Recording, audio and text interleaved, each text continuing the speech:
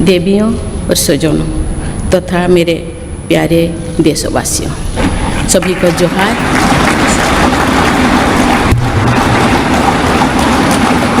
सभी को जोहार।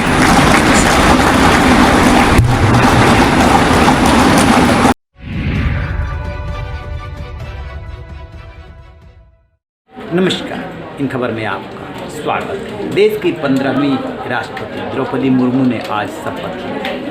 शपथ के बाद जब वो संबोधन के लिए खड़ी हुई और उन्होंने संबोधन शुरू किया तो एक ऐसा शब्द इस्तेमाल किया जिसको लेकर के काफ़ी देर तक तालियां बजती रही। खास तौर से वहाँ पे केंद्रीय मंत्री स्मृति ईरानी की जो भाव भंगिमा थी वो देखने लायक थी। सबसे पहले आप इस वीडियो को देखिए। आदरणीय श्री रामनाथ कोविंद जी, उपराष्ट्रपति श्री एम वेंकैया नायडू जी, प्रधानमंत्री श्री नरेंद्र मोदी जी, लोकसभा के स्पीकर श्री ओम बिरला जी, चीफ जस्टिस एन.वी. रमन्ना जी, सम्मानित सांसदगण, अन्य महानुभावों, देवियों और स्वजनों तथा मेरे प्यारे देशवासियों, सभी को जोहार।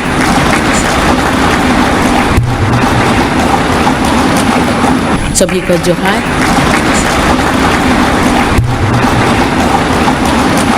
भारत के सर्वोच्च संवैधानिक पद पर निर्वाचित करने के लिए मैं सभी सांसदों और सभी विधानसभा सदस्यों का हार्दिक आभार व्यक्त करती हूँ।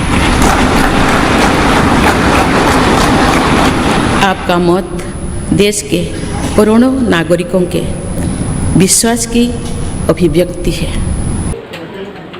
जैसा कि आपने वीडियो में देखा, वो जोहार से शुरुआत करती है। जोहार आदिवासियों में एक अभिवादन है और आपने देखा होगा कि जितने भी आदिवासी तबके से लोग आते हैं जोहार शब्द का इस्तेमाल करते हैं। तो क्या जोहार या जय जोहार से मतलब सिर्फ अभिवादन तक है या उसका कुछ ज़्यादा ही गहराई तक मतलब है? देखिए, है क्या, जोहार जिस समय वो इस्तेमाल करते हैं इसका मतलब होता है प्रकृति के सजीव और निर्जीव सभी प्रकार के जो प्राणी हैं, वस्तु हैं, यानी कि पूरे प्रकृति को याद करना। जो प्रकृति अपने गोद में समेटे हुए है सबको याद करना, सबकी जय करना। अब इस पे और आगे गौर फरमाने की बात है कि इस जोहार में ये सब कुछ समेटा हुआ है। उसी जोहार से उन्होंने शुरुआत की है। थोड़ा सा इससे और आगे चलिए तो आप पाएंगे कि अपने देश में इस पर जब तक बहस होती रहती है, बहस होनी भी चाहिए कि जो कहा जाता है कि आर्य बाहर से आए और जो यहाँ के मूल लोग हैं वो कहते हैं कि नहीं, हम लोग यहाँ से हैं। इस पे अपने अपने तरीके से लोग तर्क देते रहते हैं। उसमें भी आप पाएंगे कि जो मूल निवासी है, जो प्रकृति के बीच में रहे, जंगल में रहे, नदियों के किनारे रहे, उन्होंने प्रकृति को ही अपना सब कुछ माना। उसी से जोहार जुड़ा हुआ है कि जो भी प्रकृति के गोद में है सबकी जय।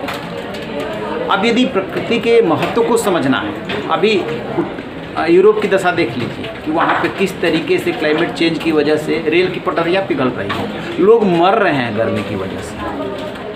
क्या हुआ? प्रकृति के साथ छेड़छाड़। तो कालिदास के अभिज्ञान शाकुंतलम को याद कीजिए, जिसने भी उसको पढ़ा होगा या उसके कुछ प्रसंग सुने होंगे, उसमें जो है जब शकुंतला विदा होने लगती है जंगल से, तो महर्षि जो कण्व है वो प्रकृति से, पेड़ पौधों से, वहाँ जो जीव उनके साथ रहते हैं उनसे विदा करने की जब बात करते हैं तो उस समय का जो दृश्य है वो अपने सहेलियों से बोलती है कि इनका पेड़ पौधे जो जीव हैं, जंतु हैं, उनका विशेष ध्यान रखें। तो जहाँ जहाँ हम प्रकृति से हटे हैं और जितना दूर होते चले गए हैं उतना ही संकट बढ़ा है। तो इस आदिवासी समाज का जो सबसे बड़ा कंट्रीब्यूशन है कि उन्होंने प्रकृति को ही माँ माना, प्रकृति को ही सब कुछ माना और उसी की वो जोहार करते हैं। इसलिए बजी इतनी तालियां। तो जिस द्रौपदी मुर्मू के लिए इन्होंने तेजस्वी यादव ने बिहार में जो प्रतिपक्ष के नेता हैं मूर्ति कह करके संबोधित किया था, उन्होंने अपने पहले ही संबोधन में बता दिया। दो चीज़ें उन्होंने की है, एक तो जोहार, प्रकृति से प्रेम बताया है, और दूसरा कि उन्होंने ये कहा है कि मेरा इस पद तक पहुंचना प्रत्येक गरीब का जो निचले पायदान पे है उसका प्रतिनिधित्व है। उन्होंने बाकायदे इस बात का जिक्र किया है कि उनके गांव से कोई लड़की उस समय कॉलेज जाना, वो पहली लड़की थी, कितना मुश्किल काम था, वो कॉलेज तक पहुंची। उसके बाद वो शिक्षक, पहले तो सरकारी कर्मचारी बनी, फिर शिक्षक बनी, फिर पार्षद बनी, फिर विधायक बनी, फिर मंत्री बनी, फिर राज्यपाल बनी और उसके बाद जो है देश के प्रथम नागरिक राष्ट्रपति पद तक पहुंची। तो अपने संबोधन से उन्होंने काफ़ी हद तक लोगों का दिल जीता है। इसलिए जिन्होंने मूर्ति कहा था, अभी उनको सोचना पड़ेगा कि ऐसा कहना चाहिए या नहीं कहना चाहिए। रहिए ना बेखबर, देखते रहिए। Thank you.